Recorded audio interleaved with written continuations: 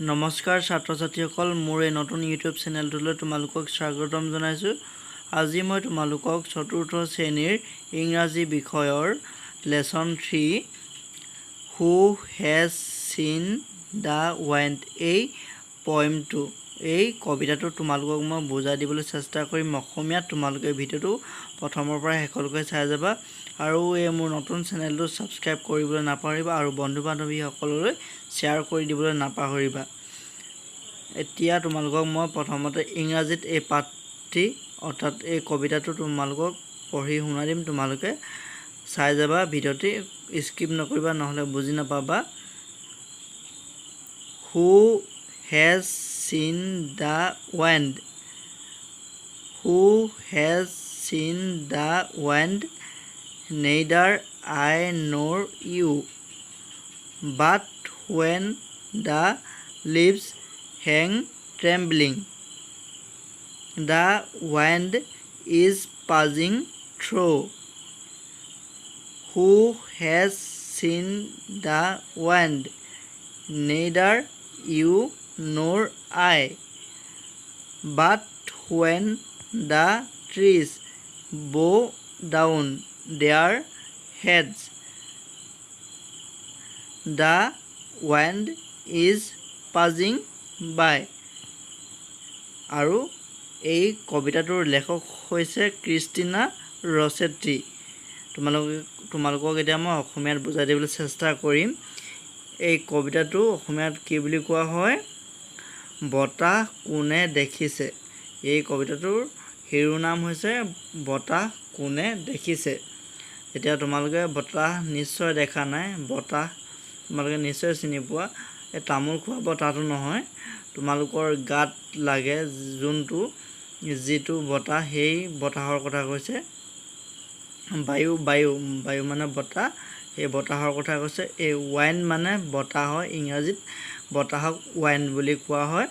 আৰু এই কবিতাটোৰ শিৰোনাম হৈছে হু হেজ চিন দ্য ৱাইণ্ড, বতাহ কোনে দেখিছে। আৰু এতিয়া কবিতাটোলৈ আহা। হু হেজ চিন দ্য ৱাইণ্ড, বতাহ কোনে দেখিছে। কবিজনে কৈছে এই কবিতাটোত বতাহ কোনে দেখিছে। সুধিছে, ইয়াত প্ৰশ্নবোধক চিন আছে নহয়, সুধিছে বতাহ কোনে দেখিছে, এই কবিতাটোত সুধিছে। পাছৰ লাইনটো চোৱা। নেইদাৰ আই নৰ ইউ, কৈছে মই বা আপুনিও নহয়, মানে বতাহ তুমি বা ময়ো দেখা নাই, বতাহ সকলোৱে দেখা নাই, এই কথাটো বুজাবলৈ এই বাক্যশাৰী ইয়াত উল্লেখ কৰিছে। আৰু তৃতীয় লাইনটো চোৱা। বাট when the leaves hang trembling, কিন্তু যেতিয়া বতাহত পাতবোৰ কঁপি কঁপি ওলমি থাকে, তেতিয়া বতাহৰ উমান পোৱা যায়, কিন্তু বতাহ দেখা পোৱা নাযায়, কিন্তু সেই বতাহ আছে বুলি বা গম পোৱা যায় বা উমান পোৱা যায় বুলি কৈছে। এই কবিতাটোৰ তৃতীয় লাইনটোত বতাহ আছে বুলি অনুমান কৰিব পাৰি, যেতিয়া বতাহত গছৰ পাতবোৰ লৰি থাকে বা কঁপি থাকে বা ওলমি থাকে। আৰু তাৰপাছৰ চতুৰ্থ লাইনটো চোৱা। দ্য ৱাইণ্ড ইজ পাজিং থ্ৰু, আৰু বতাহ পাৰ হৈ যায়, যেতিয়া গছত লাগি যেতিয়া পাৰ হৈ যায় তেতিয়া উমান পোৱা যায়, মানে বতাহ আছে বুলি গম পোৱা যায়, যেতিয়া গছৰ পাতত লাগি পাৰ হৈ যায়। বতাহটো একেডোখৰ ঠাইতে নাথাকে নহয়নে, তোমালোকে চবেই জানা। বতাহ এডোখৰ ঠাইৰ পৰা সিডোখৰ ঠাইলৈ গতি কৰি থাকে। এতিয়া পাছৰ পেৰেগ্ৰাফটো চোৱা, পাছৰ অংশটো।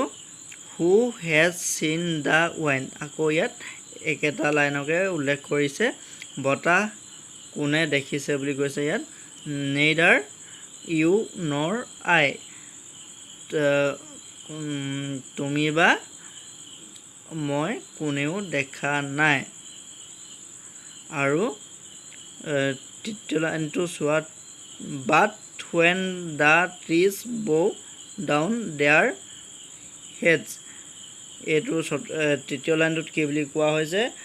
আকৌ কোৱা হৈছে যে যেতিয়া গছবোৰে তেওঁলোকৰ মূৰটো নমাই দিয়ে, মানে যেতিয়া বতাহ আহে, তোমালোকে গছবোৰ নিশ্চয় দেখিছা তললৈ হাউলি যায়। যেতিয়া বাঁহ গছ এজোপা চাবা বতাহ আহিলে মানে বাঁহ গছজোপা তললৈ হাউলি যায় বা বাকী আন গছবোৰো বতাহত হাউলি যায়। কবিয়ে সেইটোকে কৈছে যে যেতিয়া গছবোৰে তলমূৰ নমাই দিয়ে তেতিয়া বতাহ আহে বুলি কৈছে, আৰু তেতিয়া বতাহৰ উমান পায় বুলি এই কবিতাটোত ক'ব বিচাৰিছে। আৰু তেতিয়াই কি হ'ব বুলি কৈছে, দ্য ৱাইণ্ড ইজ পাজিং বাই, মানে তেতিয়াই বতাহ পাৰ হৈ গৈ আছে বা বতাহ পাৰ হৈ যায়।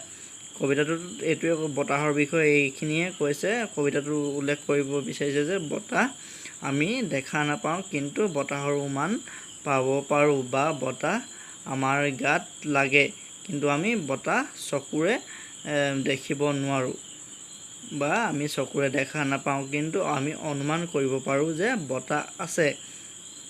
আৰু এইখিনি আছিলে তোমালোকে, আৰু যদি মই ভিডিঅ'টোত বুজাওঁতে কিবা ভুল ৰৈ গৈছে তোমালোকে মোক কমেণ্ট বক্সত কমেণ্ট কৰিবা, মই তোমালোকক শুধৰাই দিবলৈ চেষ্টা কৰিম। আজিলৈ এইখিনি আছিলে।